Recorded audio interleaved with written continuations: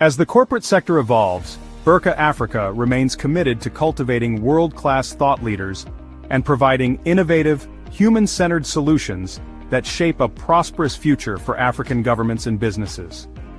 About Burka Africa. Burka Africa is a platform that houses expert consultants from across the African sub-region that provide strategic sustainable leadership, organizational development, corporate governance, coaching, and ESG advisory services to businesses and African governments. Burka's strategic thrust is to strengthen strategic alignment for Africa's development by bridging the gap between governments, businesses, and industry experts for leadership and business solutions, serving as a center for excellence and transformative leadership insights in Africa. The consortium is dedicated to shaping ethical, visionary, productive, and sustainable businesses and leadership across Africa. Through advisory, training, and coaching, Burka supports executives, managers, and organizations in achieving excellence, growth, and sustainable impact. Visit our website www.burkafrica.com for more information.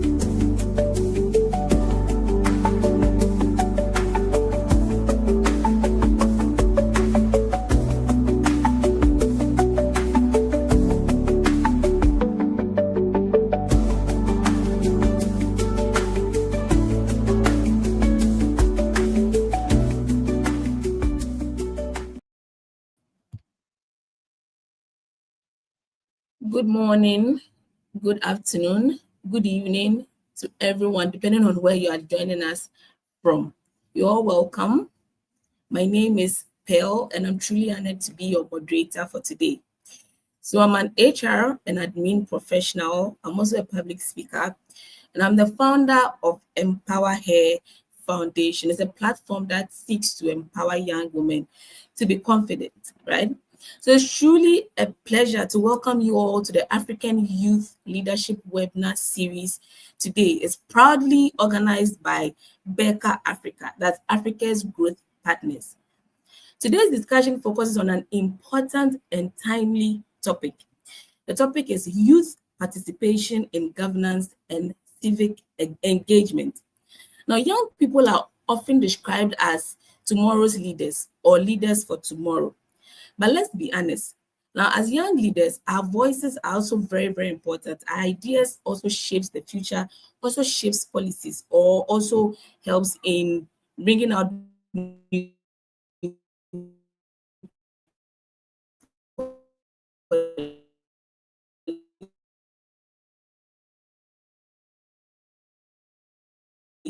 So this conversation is asked to reflect on how former president not being spectators, but citizens.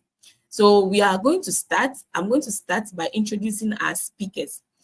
Our first speaker is in person of Miss Josephine Wolali Adachi.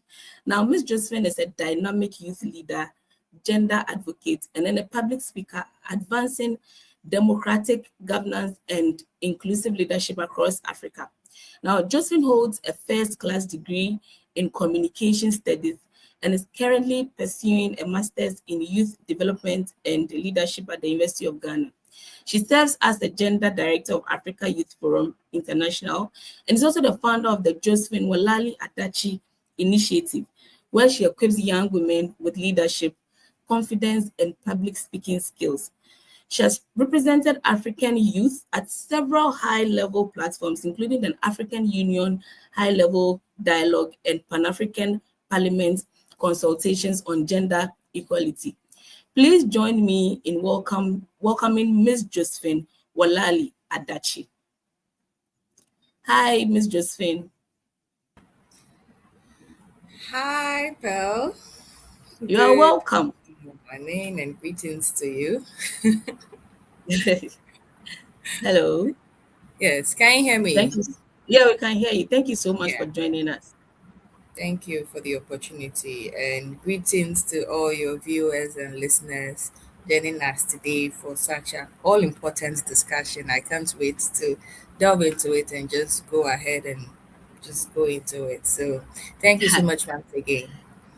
I know, right? You're welcome. You're welcome. All right. So we move on to our second speaker. He's in the name of Mr. Emmanuel Odum. He's the former TESCON UCC Vice President, also the Secretary to 2024 Agona East Parliament candidate. He's a politician, actually. So welcome, Mr. Emmanuel. Yeah. Hello. Good morning. Good morning. Please thank and I'm very happy to be on this platform to add my voice to ongoing discourse as far as youth participation in governance, politics, and civic responsibility is concerned. Sure, thank you. We're also happy to have you. All right, thank you both for joining us and for sharing your expertise with our audience today. All right, so let's start off. Let's just dive straight into the conversation. Okay, so when we talk about governance, many young people immediately move towards politics, but I know governance goes beyond politics. So in simple terms, Josephine, Miss Josephine, how would you explain governance and why do you think governance matters to the youth or should matter to the youth? Okay, thank you so much. I think governance in simple terms is basically how decisions are made and how power is exercised in managing a society or any institution. Usually, governance is not about like when we say the government in power. Government is all about the systems, the institutions, rules, processes through which you and I, citizens, organization, everyone is involved. So governance, I don't really see governance as like like a separate entity or something, but we are all included in governance. It's usually in three aspects. So it's about the decision making, who gets to make the policies, the rules, and everything. And the second part is more like participation, who gets to be involved, who has a voice in that space, and then accountability basically. How do we hold these people that have created these policies and rules for us? Because as someone working in this space, like I have seen it, like governance is not something that is happening far away or happening at the parliament house. It is something that you see. Like even we having this conversation is even part of governance in our communities, in the universities, youth organizations that you chair, civil society spaces, everywhere, you know, governance is happening. And it's very, very effective when governance includes everybody, the citizens are involved and they actively take part. So that's it basically for me. Governance not being something very far away, but something that we get to be a part of and is happening as we speak.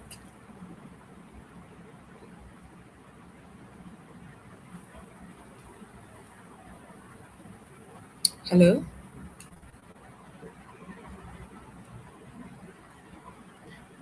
Thank you for giving us that insight, because I know a lot of people think that when we talk about governance, it's just about politics. So thank you so much for that eye-opening Yeah. one. So moving on to Mr. Emmanuel. Beyond voting, what practical ways can Okay. young people actually influence policies and community development beyond voting? Apart from just voting, what are the other ways? What are the other practical ways that young people can actually influence policies and then community development? Okay. Thank you very much, Ms. Pearl, for this great opportunity. I think Well, that just as the Ms. who spoke said, governance, as we know, is about hello. we can hear you. Okay. Just as he said, governance is about it's not only about voting. Governance is about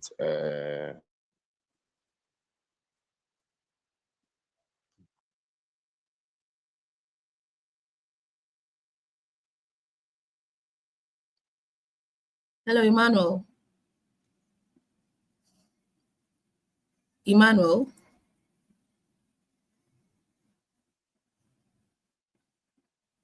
Okay. I think Miss Josephine.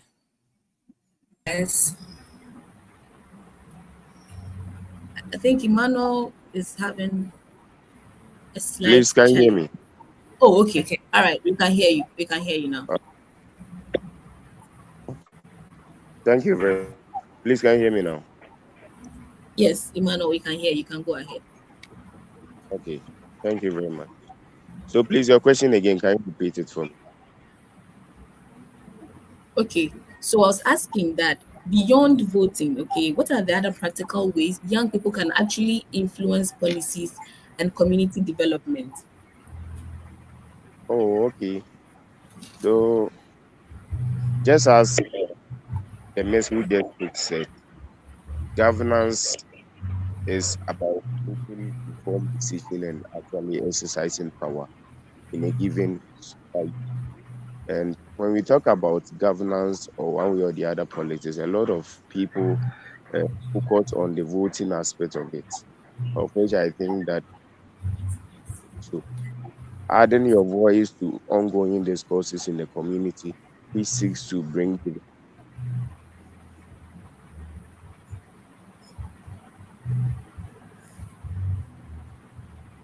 Emmanuel? Emmanuel. hello, Emmanuel. please can Yes. you hear me? We Okay. can, but it looks So like your voice drowned at a point. So oh okay. Okay, sorry for that. I think the place I am, the network is not working. It was actually impromptu. That's why it's that. So please forgive me for that. Next time I'll position myself. sure. And you can, I think, continue from where you stopped.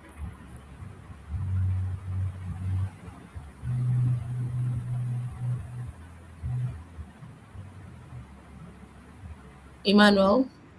Okay, I think whilst Emmanuel is trying to position himself well, Ms. Josephine, could you help us with that briefly? Okay.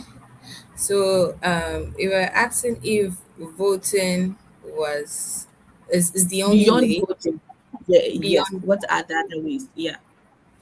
Oh, voting is a very essential what's tool or instrument or space where we can get to contribute to governance, but usually it is not enough to sustain Mhm. that change. I would want to say, because democracy functions best when the citizens are engaged before the elections, during the elections, and after the elections. So when it's getting to election year, you'd realize that you'd see leaders of these various political parties go around trying to have conversations, trying to get their inputs, and that is something I'd want to commend them for, trying to engage us. And even during the elections, you know, everyone becomes very, very important. I'm sorry, but I'm just going to be very radical and honest with the whole situation and Right. conversation. During Right. elections, we can all see everybody is being involved. Come and vote, come and vote, come and vote. Now, after elections, what happens? There's a saying that says after election, no campaign. Yeah. You'd realize that they engage citizens before and during the elections. After the elections, maybe you'd celebrate with them, and then you'd realize that things are happening. Now we get to see things for how they truly are, and you'd realize that it goes beyond that. The voting is going to determine who gets to lead. But after voting, something else needs to happen. The civic engagement needs to happen. So afterwards, you have to engage the people who voted for you. This is what I have in mind. These are the discussions we had. How do we go about it? How can we move our country from where it is to the next step? So it is very, very important that we get to vote. But what happens after the voting is very crucial. Voting is just the first stage. How you engage the citizens, how you get to engage people on board. And when you don't neglect the citizens after the voting process, it really goes a long way in making sure that there's democratic governance, there's participation, and what have you. I think that answers the question. Right, right. Thank you so much, Josephine. I'm sure, I think whilst Emmanuel is trying to get back, I'll move Yeah. on to the next question. Okay. Okay. Now, social media has become a very powerful tool. We know that that's where the youth usually engage. You have Twitter, we have hashtags, we have Instagram, we have LinkedIn. I want to find out, how can the young people use these digital platforms to actually for civic engagement? How can young people use the digital platforms responsibly for civic engagement and not any other unnecessary stuff, if I may ask? Hey, if you say unnecessary, the young people will come for you. Because again, Joseph, can you hear me? yes, I can hear you. Can you hear me? Hello? They've come for me, eh? Okay. Okay. I think now we are on the same space now. You can hear me, right? Yeah, I can hear you now. Beautiful, beautiful, beautiful. I can Now, hear you. okay. Now, with the advent of social media and digital activism, it really plays a very huge and crucial role. You can't really undermine that fact. So now, from the TikTok, Facebook, X, Instagram, Snapchat, all these platforms are now giving and transforming the way young people, or like everyone, is able to engage in governance and civic participation. So you're on your way to work, or you've closed from work, or during lunch break, you go on your phone, you can get to access information very clearly. But I think during the 90s or early 2000s was very difficult unless you get to what? Read a magazine or get the daily news to get to know what is happening, or even listen to the radio, or you'd have to watch TV. But with the advent of social media, you can easily get to what? Access the information. So me, I got to know about the Iran, Israeli, US war, even through my social media. So again, young people are abreast with information, and they're able to mobilize communities. We've seen a lot of young people come up and say, and like voice up about issues that are facing young people and even facing Ghanaians as a whole, from stopping galamsey issues and all that. With social media, able to create groups, mobilize communities and raise awareness. You know, there are going to be hashtags, and you realize that when something is trending on social media, it really works. And now it's whether you like it or not, young people get to engage in these things, whether they even like it or not. I think prior to the 2024 elections, you realize that a lot of young people were on X, were on Instagram, Facebook, advocating and speaking up their mind, creating awareness of certain public issues. And trust me, it did work. Yes, sometimes young people want to use it for fun, but I also know that we are using the social media platforms for very good activism, advocating for what young people need and how we can be involved in these spaces.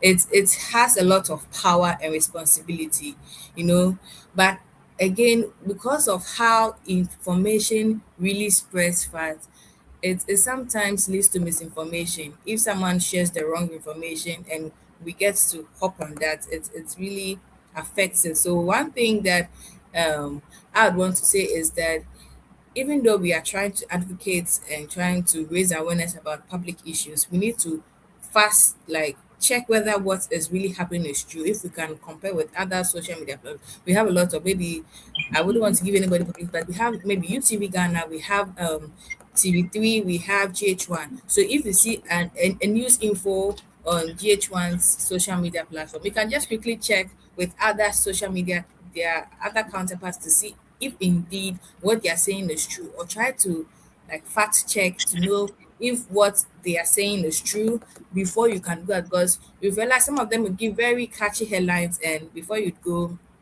And one thing too is to engage respectfully. Sometimes on X, you get people attacking people, calling them names and all that. That's one aspect that I wouldn't really want them to continue with. By respectfully engaging in this discussion and promoting constructive dialogue.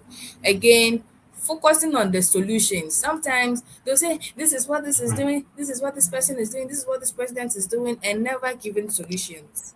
So again, it's a very great space for us to be able to throw more light on the issues that are affecting us as young people. But again, we should always try to speak on the solutions. So, okay, the Lamse is happening. What do we do?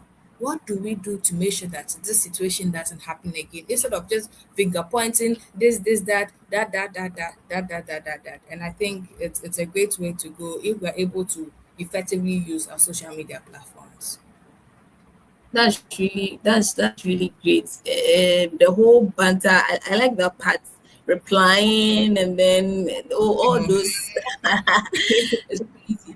But thank you, Josephine. I think we have some people online joining us. We have Judges Adi join us from Facebook. We also have Marvis from Accra, also from LinkedIn. Thank you so much for joining us as we continue the conversation. Thank you. So, just let's move on to the next question. Now, for Okay. young people who want to participate in governance but feel intimidated or unsure where to start from, what advice would you actually give to these people? So young people who want to engage and are not really sure if, can I get that question again?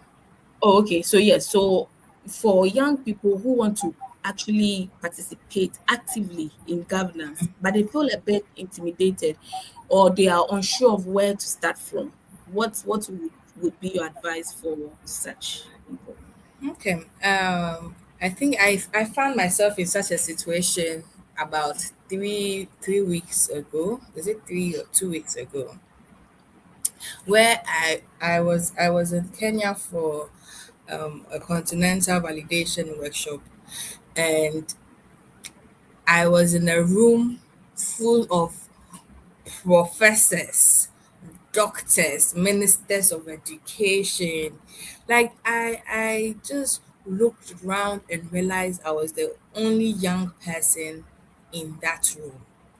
And now this same question, whether I am enough or whether I can get to contribute, came in mind. And it's something truly about who you are personally. Young people usually feel like maybe their voices will not be heard, or people are not going to acknowledge them, or something like that. I think it's a mindset that we need to work on. First of all, it's a mindset decision. You know, how do you now come off as someone who would be competent enough, someone who they are going to listen? It is because of the culture that we've grown up. You know, there's a saying that states that what an older person would see sitting down, a young person wouldn't even see if they stand on top of the roof.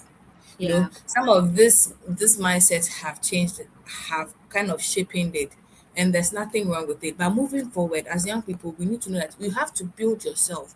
You need to add capacity. You are reading, you have a lot of knowledge, you are very bold, you are very confident, you are accessible, you are assertive.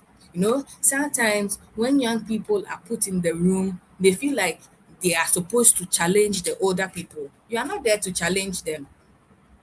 You are there to also contribute. So trust me, when I was in that room, anytime I had an idea, I would put my hand up and also contribute to the discussion. So now, after that there was the first session, I put up my hand and spoke very passionately because I realized that young people were not in the room. I was like, to be honest, I was the youngest in that room. The second youngest person was like about 35. That's like a decade older than me. You get it? So I had to put my hand up, speak up, let them know that they need to involve more young people because again, we are beneficiaries of these discussions that they are having. And that's really set the pace for me. Now imagine this place, we were divided into groups, and now when I like we're divided into groups to have discussions about the key topic areas. So when I sat down, they said every group needs to have a rapporteur and needs to have a secretary and a presenter. Then one of the professors was like, "Oh, this let this girl be our secretary." I was just sitting there. Oh. They said, let her be the secretary. Why not? As the secretary, you also need to moderate the discussions, get their ideas, and get to note it down. After noting it down, it was time for them to present. It was now time for us to get presenters to present our work. I didn't say anything. So I was like, so who would go and present? Then they were all like, why are you asking who is going to present? You are the one going to present. So imagine, and now I got to present, and I had to walk to the podium, stand there, and do the presentation. And afterwards, I came back and see all these professors, these doctors clapping, clapping, clapping, clapping for me. So it's about that mindset, knowing who you are, building yourself, because young people want the opportunities to be handed over to them. But when we hand over those opportunities to you, are you ready? Are you prepared to properly utilize that opportunity? It's a question that I think young people need to really ask themselves and stop feeling like you don't belong. You belong in every room. The fact that you are not in that room yet doesn't mean you don't belong. And when you enter that room, make sure that your presence is felt, not by challenging, but just being very strategic about it. That's really an insightful one. For everyone watching, if you want to Yes. enter governance, even aside from if you want to enter rooms, if you want to be heard, like she said, make sure that even when you enter that room, you don't stay mute, but make sure your presence is felt. That's really hits. That's an amazing one. I have another question for you, Josephine. I want to find Okay. out. So how can young people actually engage respectfully, even when they disagree with leaders? So you go on Twitter and then let's say president, let me use the president, let's say the state of the nation's address that was had recently. Some people disagree. You have people coming on Twitter calling out the president, saying all sorts of things. Some are so serious to the extent that they are arrested, right? So Yeah. how do young people actually put out their opinion out there, even when they disagree with leaders? How do they do that respectfully? So, how can they put out their concerns or their thoughts and ideas out there, even though they disagree? Disagree, yeah. Yeah, I think there's always room for disagreement. Mm-hmm. We cannot all want to go in the same direction. Trust me, Right. sometimes the president might have very great and innovative ideas that he believes that can take Ghana to the step. But again, to you'd also realize that young people to have a different view and have a different way of viewing ideas, and that can go in a long way to kind of create that rift and how will I say displeasure amongst these young people. But again, it doesn't take too much to be able to put out your ideas out there. Last year, when there was a call for applications for young people to come into the army recruitment. You saw the situation that happened.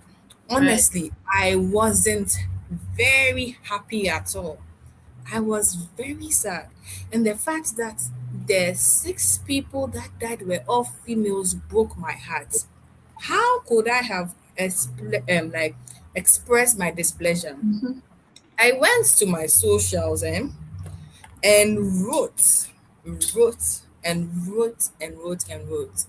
And in my writing, I wasn't insulting or disrespecting any Mm-hmm. of them, you know, but I was really I wish I had a picture of it over here, but you can check my post on that.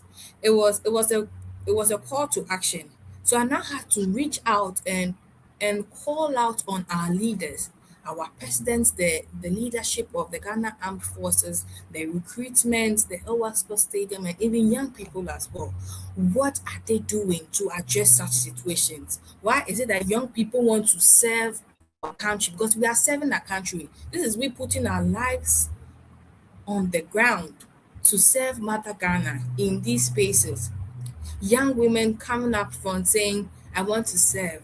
I want to put my life down because when you become a soldier, your life no longer belongs to you. It belongs to the government. And see the number of people who want to give their lives up to Ghana. And the right protocols, structures were not put in place, and we've lost about 6, all of them being women. I put out my all out there. But one thing that I want us to notice was that I wasn't being disrespectful. I put in the facts. I referred to statistics. I referred to the information, verifiable information that was put out there. So again, you can put out the information without being rude, without being disrespectful at all. You can tag whoever you want to tag. Usually young people do this through the social media activism. One thing I'd want to do is always fact check. I remember when that situation happened, there were like a lot of people have died. And it was really disheartening. But the Ghana Armed Forces public relations team released a press release. They released that, and I could see that it was only 6 people. It was after that I could now make my submission. So now I referred to what verifiable information. I also engaged very respectfully, and I also gave solutions to what could be done about the situation, because I wasn't criticizing them, because this is a situation where everybody is sad, everybody is confused and not knowing what to do. So that is very important. Again, we can also try to engage in very peaceful demonstrations. Very peaceful demonstrations when we have issues. We've seen the Occupy Julobi House, we've seen Stop Galamsey, any issue that is happening to Ghanaians, you'd realize that young people go out. We can also do that, but again, when we go through it, we shouldn't be destroying items. We shouldn't be rude. Just put up your placard or whatever you want to say. You can go about it being very mindful and respectful, because once again, these are still our leaders. These are the people we voted for. So it would be very good for us to do things in a very cordial manner, because Ghana is the beacon of hope. We are the country with peace. A lot of people are looking up to us, and even if we don't want to even do it for the outside world, peace for us is a very great commodity. You can never underrate the importance of peace in our country. So that is very important when we want to go about ways of addressing issues that we disagree with as young people.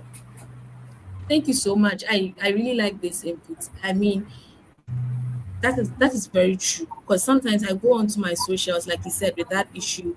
I see people write, and it's perfect. Like you said, they even offer solution. They bring out their what they feel about the whole thing. They offer solutions how it could have been done better.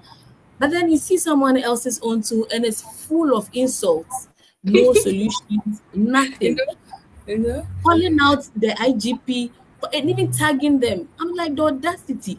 And then I like the demonstration part. As young people, we could do peaceful demonstrations.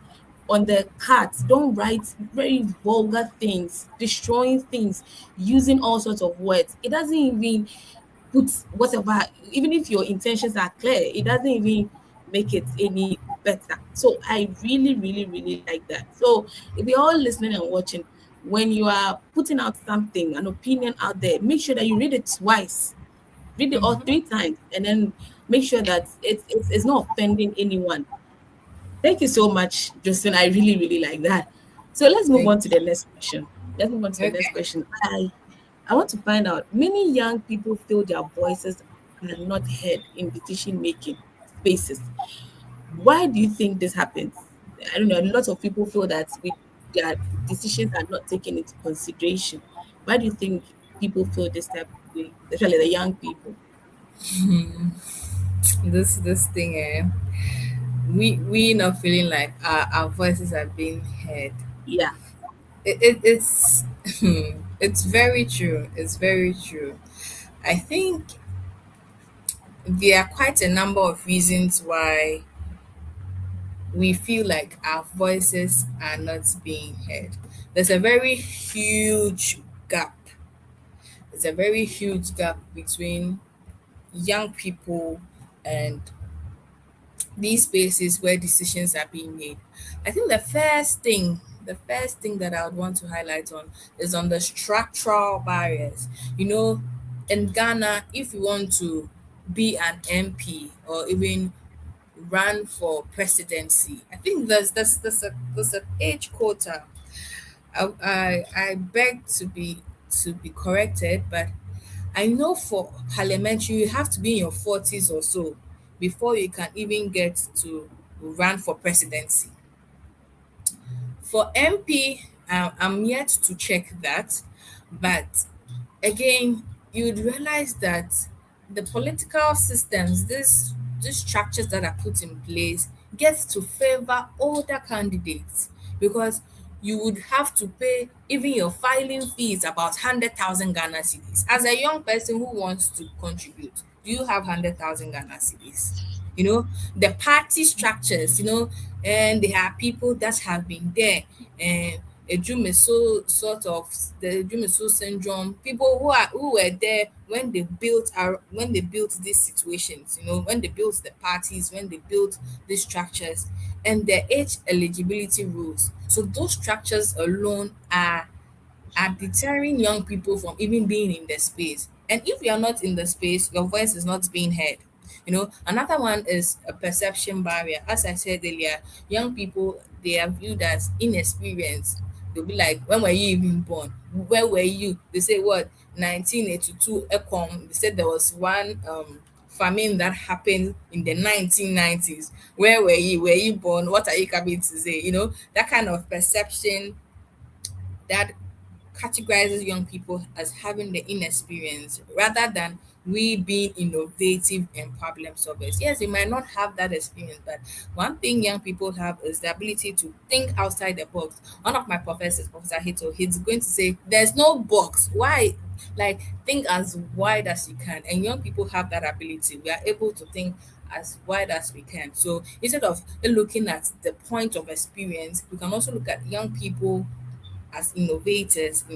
That perception barrier really comes against us. And the access barriers, again, even most young people don't even know of the opportunities and the rooms where they can even step in. Sometimes that's another problem. We would be on social media, involve us, oh, involve us, oh, involve us. So sometimes we realize that the government, CSOs, and these development partners will want to put out convening consultations and all that. They'll put out the poll, they'll put out the form, share it on social media. The youth will not register. Oh. Sometimes there are opportunities, sometimes there are openings where young people can get in.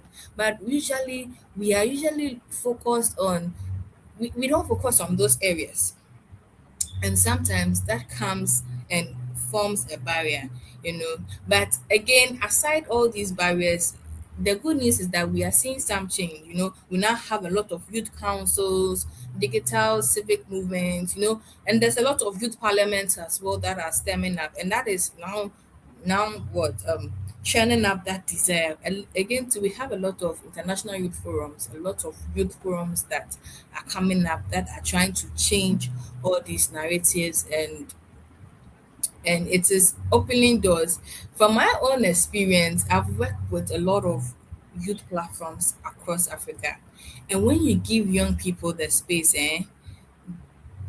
to lead, they don't only like they will not just be in the room. Oh, they will give fresh ideas, they will give energy, they'll give accountability. Because I remember being in the I remember being in Kenya for that validation workshop. I was the only young person, and I was talking about how we can integrate AI into the topic that we're discussing. And most of them were like, AI, and they were not really, what is the right word, because of the gap and the barriers with the like evolving technology. Some of them were finding it difficult to grasp the idea, but again, I was still able to put it across to them, explain it to them, for them to really understand how AI works and how we can get to integrate it, and they were truly happy about the whole situation. So the challenge is not about all those things, but when we get to include young people, give them the access, trust me, their voices are going to be heard. They'll be heard. When we involve them, their voices will be heard. That is very true. These young people, they have crazy ideas, mind blowing ideas. Trust me. Like you said, if they are involved, if they are engaged, it's going to be very beautiful. So let's do this. Let's do this question. So, how can young people overcome fear or intimidation? I think we've spoken about that slightly, but I want to find out, because I think we were talking about the age moving into parliament. The amount of money they usually take for presidential, parliamentary, and all of that. I want to find out how can they actually overcome fear? Like, I want to go into politics, but if I look at the money, probably I'm 35. If I look at the age, I go, and then there are lots of older people, like you said, you're in a room with Yeah. how they overcome this fear, and then yeah. How can young people overcome fear? Young people, I think I am a person of mindset, So I believe that the first thing as a young person is to not look at these challenges as how do I put it? As young people, you want to venture into the space and you are scared of the money. So if first, it depends on what you are even afraid of, what the fear of. Is it a fear of public speaking? Because most young people, again, when put in the room, don't even know how to articulate their ideas, their voices, and they're even scared. Most people are scared of making mistakes and all that. So is that the first fear that you have? I think we can look at it from that direction. So the fear of maybe public speaking and criticism, are you scared of that? Then you now have to rewire your mind to think about it. Are you going to take more training courses? Are you going to put yourself out there? Because you'd want to learn public speaking and you can read it online, you can read it in your book, but you need to practice. You need to practice, practice, practice. Make the mistakes and not want to sound like His Excellency the President John Mahama or Barack Obama or Martin Luther King.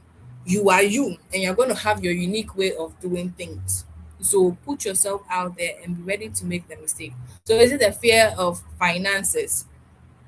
Fear of finances, it means now you have to be very strong financially from this very, very, very beginning. If you're still in the university, you're an early career professional, you can start your savings. You can start your savings. Well, it might not be very enough, but when you have something to start with, if you're able to channel your ideas, associate yourself with the right people, be able to sell your idea, your vision, you'd realize that you would have your own cash and be able to influence people. Most of these are politicians and leaders in the space. They have a lot of people backing them. All Not all the monies they get to put into these spaces are from their pockets. They have people supporting them, but they've been able to buy people into their ideas. So that should be it.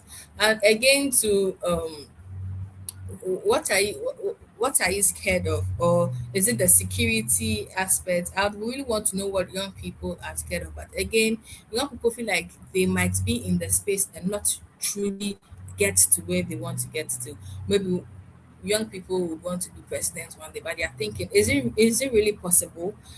Can I get to be in such a space?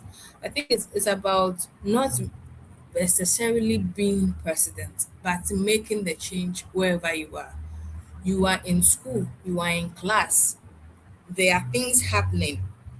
You see the problems. Have you started addressing them, or you want to be course ready before you can address them? Once you can address them in your capacity, in your space. I think we can also look at it from that direction, redirecting how we want to look at things. Do you want to become president? Do you want to be a leader, or you want to make change? If you truly want to make change, I don't think you have all those fears in your mind. You can make change with the very little that you have.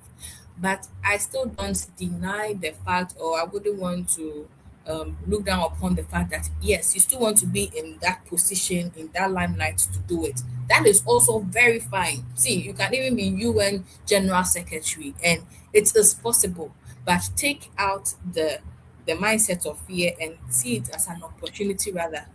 And I think that would really go a long way in that as well. And as young people, let's be ready to face on things. It's not going to be a rosy roller coaster. It's not like you going to stand somewhere and just jump into it and get it. It is a very difficult step if you want to really, really, really lead in such a space.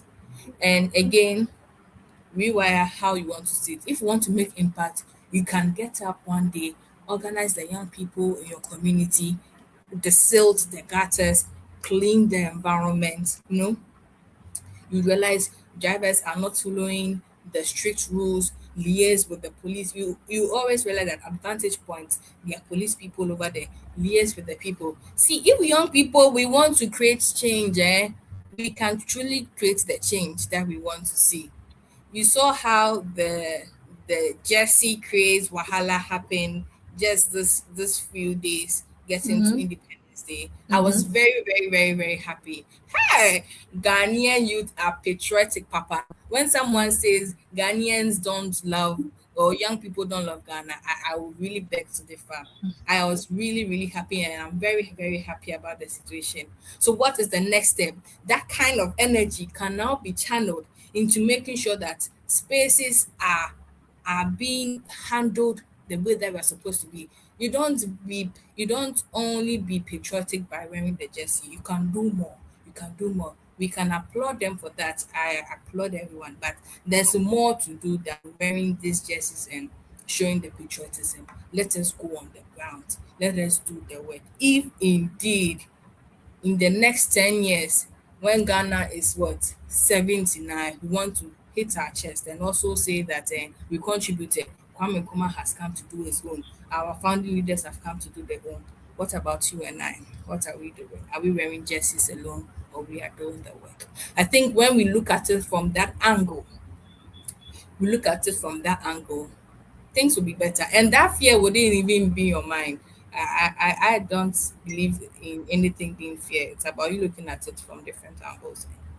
You'd be fine. Wow, wow, wow, wow. That's very insightful. That's amazing. I'm really learning a lot, and I'm sure our audience are also learning a lot from everything that you are saying. It's beautiful.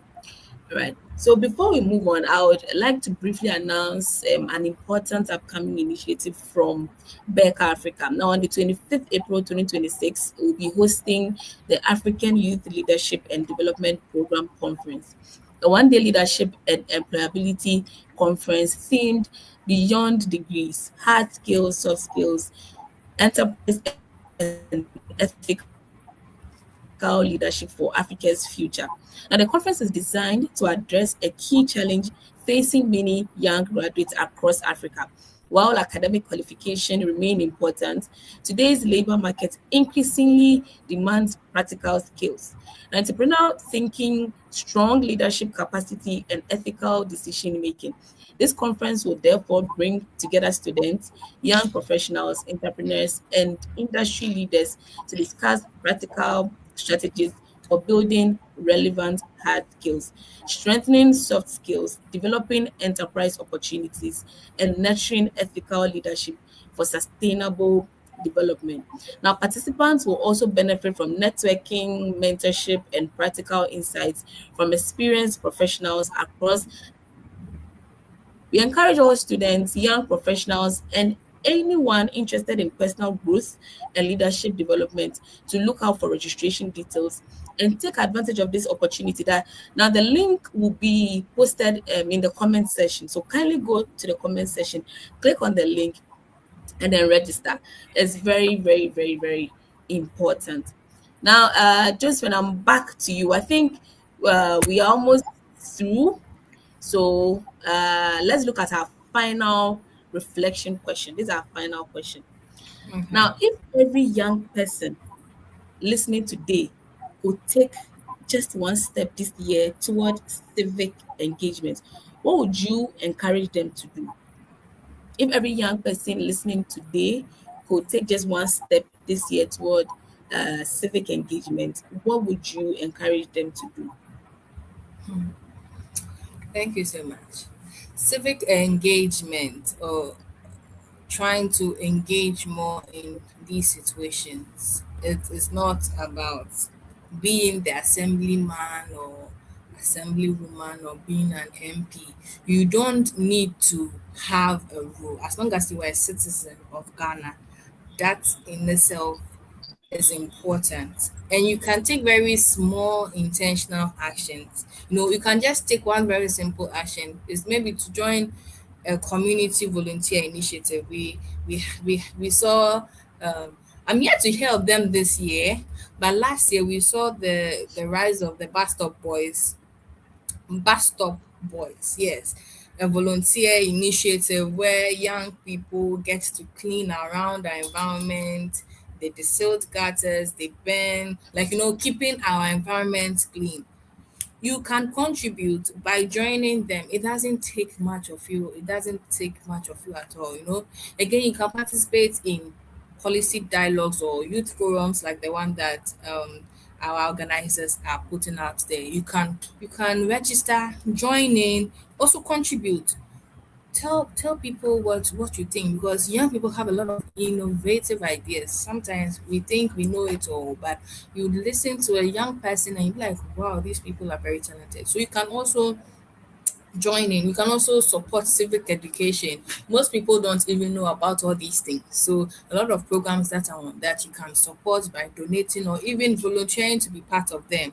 Again, to mentoring younger students on leadership. This is one thing that I do most of my LinkedIn DMs about. Just been mentor me, just been mentor me, just been mentor me. I want to do this, I want to do that. How do I go about it?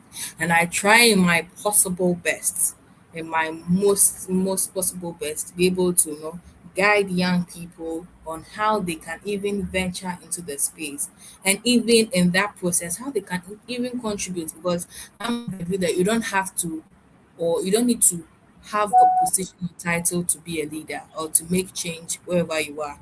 So when people have a bit of experience, have a bit of exposure, they should also try to mentor young people that are coming after them. And again, one last one, engaging respectfully on conversations that happen online.